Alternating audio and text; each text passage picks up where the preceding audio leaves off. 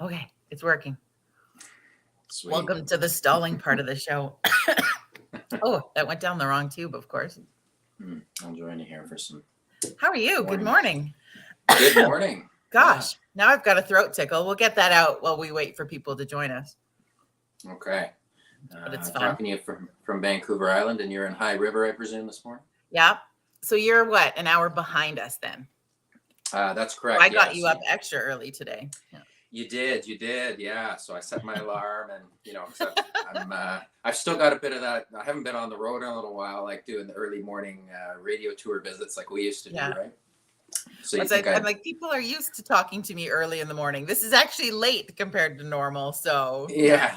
So I was like, oh, it's not so bad, yeah. But I still set the alarm because I have that tendency to stay up late because I have a recording studio, like a home-based recording studio where I like to make my music. So of course I tend to stay up late, tinkering in my studio on instruments and stuff like that. When you don't have to, it's been this interesting sort of, because now that I work from home and being self-employed, we have this opportunity where we get to play in a world where time is irrelevant, right? And we don't have to set alarm clocks and live by, unless you've got something planned, like you can mostly shift your life with time being irrelevant. And it's an interesting place to be because it shows you so much how we're such, I don't know what the right term is, but it's almost like controlled by time in the rest of our lives, like the rest of the world. And so I don't know, we're going to go deep on this coffee this morning.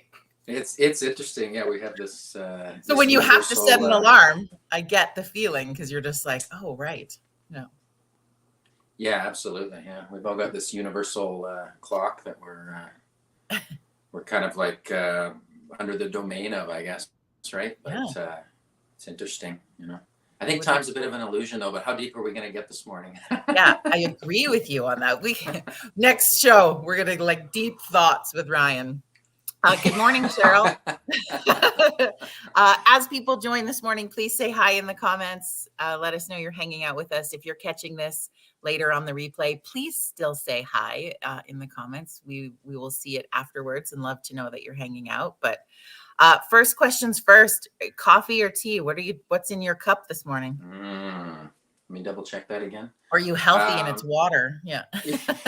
Yeah, that's right. That's like the old thing, musicians joke when we go on to do a gig, if it was like a bar type thing or something. It's like, my brother used to be my drummer in my band. I remember we were playing in Phoenix at a music festival in the summer one year, and he gave me as a gift like this flask. And I'm not really that's not really my thing so much, but I'm not a huge drinker anyway. But anyway, so I'd fill it with water because you're up on stage sweating for like an hour playing your set. Like you want to, hydrate yourself. Cool. Yeah, drinking water from a flask. So anyway, no, I've got peppermint tea with some honey this morning. So nice. So that's one of my favorite combos. Yeah. Maybe I broke the coffee rule a little bit here, but no, I'm drinking Earl Grey today. I'll be honest. Okay. All right. Well, it's good that we're both being honest here. It's good. It's a good way to start. But welcome to Virtual Coffee Club. I'm so excited that we get a chance to connect with you, Ryan, and have you come on the show and have some fun and introduce people if they haven't connected with your music before, to give you a new audience to introduce that music to. And like we've kind of alluded to, Ryan and I have known each other for at least a decade, because time again is so, I don't even know what day it is half the time, but so at least a decade from our radio country music world. And Ryan is a singer-songwriter based out of British Columbia. And we were saying before we went live, it has been a hot minute since I've seen you in person, and you've had a whole kid since I saw you last, and he's 3 now. He is. Wow, life changes, right? And what an amazing, amazing thing to have gone through in the last few years for me personally. Yeah, like such a personal involvement. I feel like it's just such a cool thing, as you know, like being a parent, right? It's just for me, it's like opened my eyes up to a whole new part of life and an element that I didn't have before, obviously. That's and it obviously enhanced responsibility, but also like, wouldn't trade it for the world. He's a little guy, Yeah, and it's hard to describe that to people who haven't had kids or who choose not to have kids, what that feeling, like how impactful it is in the change of what you do, what you say, who you are, what you become, what all of those different pieces. Like it's kind of crazy. Yeah, I mean, you've got this little human that's watching your every move, right? And so you're you're Yeah, thinking about, for me, it's like, oh, you're thinking about that now and when you do stuff, right? But yeah, it's cool. It's so awesome. It's like just a magical feeling, I guess, is a concise way to put it.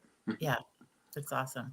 Now, when you look back at, because you've been in the country music game for a while now, and the evolution of what that looks like, it's kind of that reflective time of year. And so, looking back, not even only in the past year, but in looking back at your career a little bit, how's that journey been for you? Is it still pretty fascinating? Oh, I still plugging away at making a legacy, Yeah, um, but yeah, no, it's the journey. Wow, I mean, that's like a big question for me. It's been quite the journey. My mind goes back to the first time that we met yeah, in High River. I remember coming out to Sun Country back then, yeah. and doing a little show for you guys in your front, welcoming area of your Yeah. radio station there, and back then.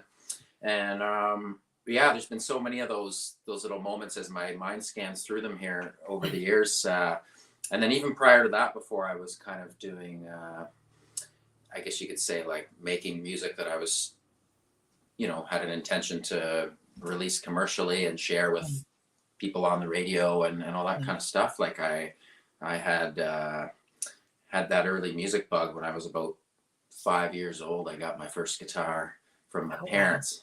I remember at Christmas, and just I was raised on it was an old Victorian style brick built in 1895, old farmhouse out in the country. And I remember running down, this old stairs with all the creaks in the stairs at 5 years old, and going down there and you see the Christmas tree. And then when we got to open the gifts, like, oh, I got my first guitar, Yeah. and that was super cool. And I guess you could say, I mean, I just never really wanted to put the thing down, since that makes me think of Jimi Hendrix. I remember, again, not that I'm Jimi Hendrix at all. I'm not, but like he apparently would walk everywhere around with his guitar. He Yeah. never put it down, and so I kind of felt like that, at least in my own world. Like, I never want to put this thing down. And it kind of has been a big part of my life. I think my whole life, really. Just Yeah. I had a song on. It was never a single, so I don't know how many people will know it. But Troy Cokel and I wrote it together. I know you know Troy and Yeah. his wife Joni, and they're beautiful people and good friends of mine. And an album that I released a few years ago. And time does fly, as you're saying. So it's probably a little more than a few years ago now, but it's called Bigger Than That, the album. But the opening song on the album is called Picking This Guitar, and that was kind of a bit of a autobiographical song about how my guitar kind of has played such a huge role with me in so many key moments in my life. Like the first verse of the Yeah. song, I'm thinking here, it goes into like being in a truck bed when I was a teenager, and the first time went to the movies and kissed a girl, and then like all through these moments through my life where it was like, that was like a key moment, and my guitar was there with me at the same time. And thinking about the first time I drove down the road, and this is a later verse in the song too, where it talks about seeing the crowd, like playing a show and seeing the crowd sing back the lyrics to one of my songs to me. It's And like, yeah. yeah, I know, right? And that's such an amazing thing that you only, it's like a first time thing, right? And then the other one I mentioned, that song, I'm just thinking back here because I haven't listened to that song in quite a long time, but it was on the radio, like hearing the first time that I ever heard Yeah. my song played on the radio, and that was super cool. So, but I guess, yeah, my guitar was with me all those times I think of it. So music's played a huge part in my life, and I think it probably always will. Yeah. Yeah. Yeah. Could you imagine doing anything else? I mean, there's other stuff I like to do, and as I've like aged or whatever, Matured. Yeah. yeah. What's the euphemism for that? Yeah. I like matured though, but Grown. I feel like we like to call it growth. yeah, grown. Yeah, yeah. It's like what adjective can I pick here? Yeah. But yeah, I think there's a lot, like as I've grown or whatever. There's a lot of things that I do like to do and that I like to experience, and life's such a big sphere of Yeah. opportunity if you look at it that way, and it really is about how you look at it, I think, for me. So like what viewpoint you assume, I guess. And so as I've like, I guess, gotten a bit older, I've kind of like become a little bit less like one track focus so much, because for me it was like, to make it in the music industry, which has been like a huge part of my life for many years. I found that, I don't know if I had to, but I used to tell myself I had to, but at least I found myself that I did become really like one track focused a lot in my life. It was like, and you see this with a lot of, I can say like a lot of artists I've seen over the years, just like you get into that kind of, and I've been there, where you get in that kind of mentality where it's like, yeah, your whole life is steered in that direction, and everything's like with this intention and purpose to share your music, kind of, right? And it's important as an artist, I think. I mean, we're creators, and like, life is built on creating, right? Like there's so many things that we can create. And so I think artists play a big role in society, but at the same time, like there's a lot of life to live. And I've definitely had moments where I've looked back and like thought, maybe back to high school or times like that, or even before that, because I started playing gigs in local fall fairs and festivals and on the weekends and stuff, like when I was 12 years old, and was pretty young, just like, and really, I think I sacrificed a little bit of social life, and like, just some of the kind of other things that, typically maybe, I would have done or gone through at that point in my life, because I was like really focused on, where am I going to go, like get a gig, or like, or what song am I going to make this weekend, or just stuff like that. So I think, just as I've grown, as we were saying, like I've sort of tried to expand a little more, and I feel really good about that personally. It's been, whether it's been becoming, being a parent, or getting a home, or, just, educating myself and learning about other facets of life that are really interesting to me, like modern technology, or just studying people. I mean, there's just there's so much to learn in life, right? And I just found, for me, like I got a little bit like one track focus there for a while. But I don't want to take anything away from music in my life. Music is a huge part of my life. It always will be. And but I think, like, by expanding, for me personally, my horizons in life, it's helped me as a musician, actually, because now I have like this new song I've written, Legacy, that I'm sure we'll talk about later. But it's like, just an example of like where I'm at with kind of just how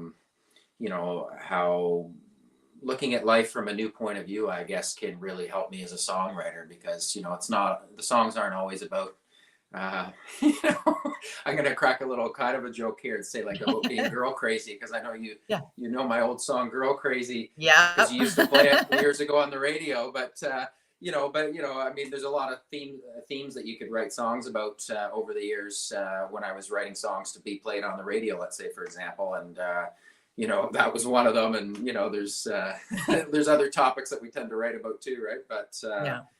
But I feel like the great artists are able to make a connection with other people, but to accomplish that, like, you really make a connection with yourself first. And so that's something that I've I guess had to focus on, and it's it's just kind of rewarding for me personally, I guess. So I hope that answers your question. It's been a long way. Well, and I think the industry can be an interesting game, like when you decide to step on the train or step off the train, and where you're headed, and what the destination of success looks like for you. And I know that hearing, just in my long career in radio, when you can hear so much the difference in music when people are writing for what they think is a radio hit, and when they're writing and creating music that's feeding their soul.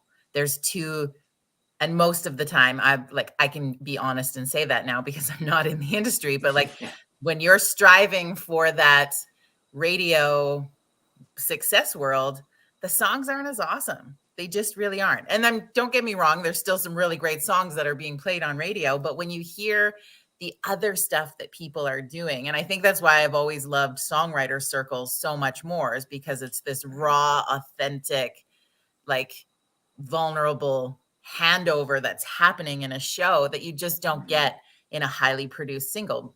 Sidebar, but I think that's what I really loved about when I heard Legacy for the first time the other day, and I saw that you'd posted and shared your video from YouTube, and I sat and listened, and I closed my eyes and I listened to that song, Ryan, and it's so beautiful. Like, it's such a good song, and you can tell that you're writing it from this place of serving your soul and not serving others. And I really, really love that evolution for you.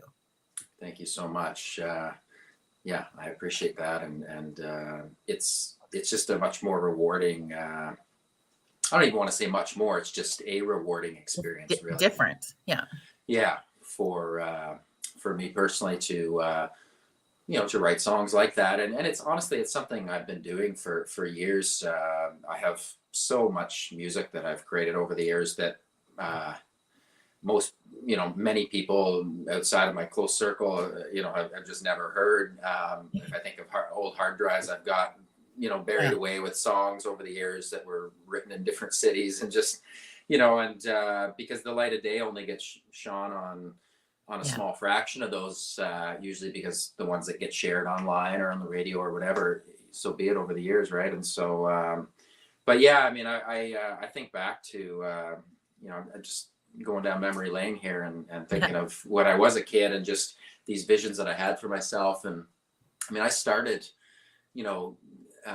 gigging really young, like pre-teens age kind of, and it started really locally with my parents helping me find gigs and book them, and my mom pretending to be my manager and all this kind of stuff. And, and just, you do all these little games and stuff to try and get these gigs when you don't have a name built up yet to do that. And it definitely makes some fun memories for sure. And but it was really like in the folk scene back in Ontario, because I was raised on a farm in Ontario, even though I live out west now. But and I'm thinking like playing little fall fairs in small towns and going out to the Mariposa Folk Festival in really Ontario, or the Ottawa Folk Festival, and really a lot of those folky kind of festivals was where I kind of got my start with the live elements. And there was a big scene back then when I was in that whole circle, but I think of sharing the stage with as a kid, like with Serena Ryder comes to mind, who went on later to have a lot of success, of course. But back then it was we were similar age and became friends, and just like we're playing these write-arounds at folk festivals and stuff like that, and we'd always bump into each other. And it was just a different vibe to me. I don't even know how to put words to it. It was just like, it was just about the music. And at that point I didn't have any kind of like, I guess I didn't have those considerations built up yet about, maybe I need to like do this thing or try this musically or whatever to appease this crowd or something, because, I want to get my song out there more or whatever. It was just kind of like, you just made music, and it was really liberating and free. And I found in those folky festival circles, like at least back then when I was doing that, like there was a lot of freedom of expression was really embraced that way, I guess, for me as an artist. So, we'd go up and I would just play whatever song I'd written or whatever. And I didn't have maybe there was no form to the song yet. You didn't have like this box writing going on. Because a lot of songs do tend to get written in these boxes where you have this structure, and it's kind of a bit common that way. But so I don't know, just having that sort of freedom as an artist to do as we want. And now, I guess nowadays with the internet, I mean, I can write a song. I was going to say, with the evolution of modern technology, like going back to that world, it opens up a whole different gamut for artists, because we can hear the whole album on Spotify in an afternoon. Or and when people used to, like, you remember the day when you'd like couldn't wait for somebody's album to come out, whether you're buying it by cassette or record or even CD. Absolutely. and you want to read the CD note. Like, I miss CD notes. That's what I miss. But anyway. So do I. Like, I want to read all the lyrics. I want to hear who you're thanking and who, like, those special people that made it into the CD. Oh yeah, those were the days. I guess you could do that in blog format. But anyway, now there's this whole world where people can find your music who maybe would have never found it before. And there's this switch in trend to how many streams people are getting and how many views people are getting. And it's not only driven by one medium anymore. Yeah, totally. I totally get you. And I mean, I guess like a lot of things in life, there's pros and cons to the evolution of the arts and the internet, if you will, or whatever. And I try not to pay too much. I've been there in the past, but I mean, I try not now to pay too. That's probably why my music doesn't get a ton of views, I guess, because I don't pay a lot of attention to that stuff. I focus more on just like living life now and making music that makes me feel good. And because one positive thing of the internet is that you can put it out to the whole world and it's there if someone wants it. But everyone can do that now too. So it's kind of like, I guess, what's that saying? Like cutting through the noise or whatever. Because everybody's busy and we've all got lives and stuff to do. So, if you've got a 3-minute song or whatever it is, I mean, talking about time, I mean, that can be valuable time for people. And why should they give them your time for their time for your song or whatever? So I just, if like my new song Legacy and other music too that I like creating, I mean, if it makes someone feel something, I guess, to me, I mean, that's an ultimate goal for me, is to make myself feel something from my music, and then maybe someone else will too, and they'll want to listen to it, and that's really special for me too. I mean, I can sit now in my studio at home and come up with something maybe sometimes that I feel really happy about and it makes me feel good. Like I've recorded a piece of music or something, or written something maybe, and for me that's enough. I mean, and then I like to share music, of course, and so I guess a cool goal is like if it makes someone else feel something, that's all the better for me too. So I hope my music does that. Well, think of the power of a song, though. Really, it's like it's as powerful as a smell in my mind. In that, like when you hear a song, it can take you to a place instantly. It's like a travel time machine. When you hear a song, it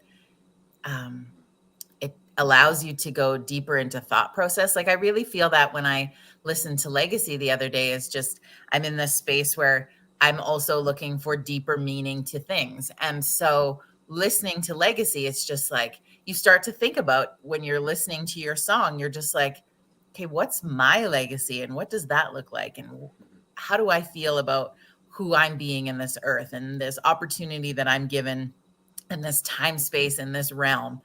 Like, what's the meaning of it? And it's not in a way like, oh shit, I have no purpose. It was just like, oh yeah, like we all have this opportunity. Like I found it very inspiring that we all have this opportunity to leave a legacy. And legacy is a word like success that can be defined a bazillion different ways, right? Absolutely. That's super cool to hear there, Jody. I mean, that makes me feel good, and I dig it. And yeah, I mean, if you think about it, like you were saying there, I mean, we all leave our legacy, whatever that is. I mean, there's different meanings for that word, but for me in this context, I guess it's just the actions that we take and the decisions really that we make throughout our lives, reflect who we become. And so if we can keep that in mind, I guess, along the way, as we make those decisions, then, hopefully that just helps us, So I guess that's the power of music right there. I mean, right? If it can just be a little reminder sometimes, like, oh, I would have used to done that, but now that I think about it, maybe that isn't like the greatest good for everybody around me or something, and then, that's, it affects the decision you make and helps you leave your legacy, so. Do you have a favorite? I mean, this is super putting you on the spot. But in that song, do you have a favorite, when you listen to a song, like a favorite line or a favorite moment or a favorite little snippet? Like it as a whole is beautiful, but is there one little piece that is your favorite piece of that song? Oh, life is like a melody with ups and downs and harmony. Oh, I fucked up a time or two. I ain't always bulletproof. I think that's what I sing there. But oh no, wait, I forgot a time or two. Even I don't always sing in tune. That's what it is. And I love the little metaphors there with the melody and the harmony and the singing in tune. And that's really for me like just a little, you know, kind of speaking metaphorically for life and just you know, having been through a lot of different periods in my life, and I've had moments where I changed, and I can say that the music industry or I let the music or whatever change me, but ultimately when I take more responsibility and rise up to another state of being, I guess, I caused all that to occur. You know, like I made those decisions, whether it was partying too hard after playing the Calgary Stampede or some gig in the artist trailer out backstage or something, and just, you know, or whatever, like just doing different things throughout the years where it was like, you know, I could have played that cooler and left a better legacy. I think we all say that about our past. Yeah. You know, just all the different things that we individually go through and the decisions that we make. But I thought that little line, just to answer your question there, that little verse of lyrics there kind of nailed it for me. Like, you know, there was moments where I thought, you know, oh, you can do no wrong, or, you know, you're always singing in tune kind of thing, like meaning living my life the best way. But you know, maybe I wasn't, but it's about the changes that we make, I think, and how we can recognize things and then make that change. And I guess that's really taking responsibility for yourself, right, and for your actions. So I feel like that little part kind of strikes a chord with me. And another music pun! Yay! You're talking to a songwriter. I know. I'm like, this is my favorite. It's my favorite. So where can people, we're going to throw the link up to YouTube after we're done being live here today, so people can go and check it out. But is that the only place where people can find it at this point? I mean, it's on all the various music places, music streaming, you know, and download platforms like Apple Music and Spotify and all that stuff. Okay. Yeah, Spotify, Apple Music. You know, YouTube is where the music video is. So I personally you do a lyric video, so I think, like, I don't know, I like, though, that's like live CD notes, right?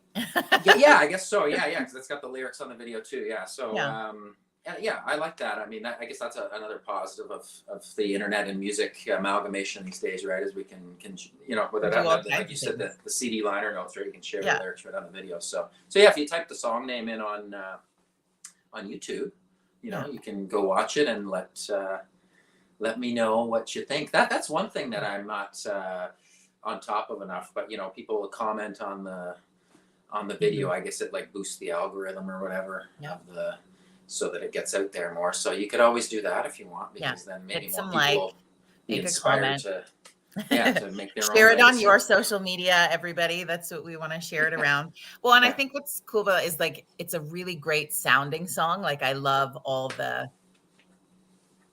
melody pieces and all of that you have through it, but it's also like, I think I will forever be, I'm a lyric lover. Like, that's where songs can sometimes get me the most, is in a great lyric. And so just lyrically, it's such a beautiful song, but the music is beautiful too. Like, the whole thing, Ryan, it's just fucking beautiful. I just love it.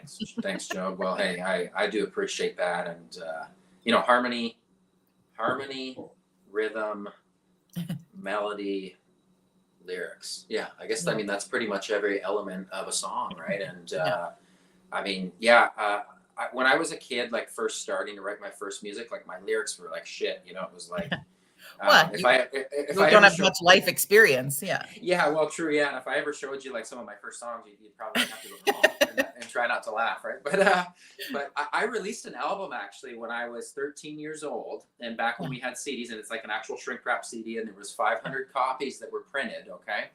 And it was just called Ryan. Like, I didn't have like Ryan Laird yet or anything like that. And it was like this purple CD cover, kind of looked like Barney or something. and it was to Jimi Hendrix. Didn't he have a lot of purple in his stuff? You're just channeling him. But he was in a haze, though. He was in a haze.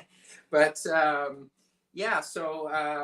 my parents and I had seen a local newspaper article in the small town I was from for a local record producer back then.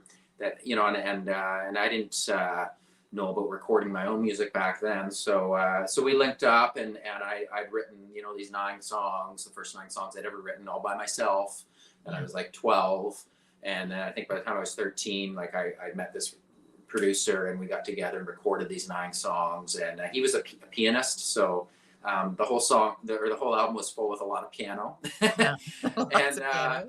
And it kind of like had elevator music sound to it, like you know, Nice. these songs that was just kind of, but they were really, you know, my voice hadn't changed yet. Like I sounded like a They're soprano. just innocent. Yeah, they were just. Yeah, it was really high. So anyway, that was like the first, you know, kind of album recording I did. I've done a lot of them over the years.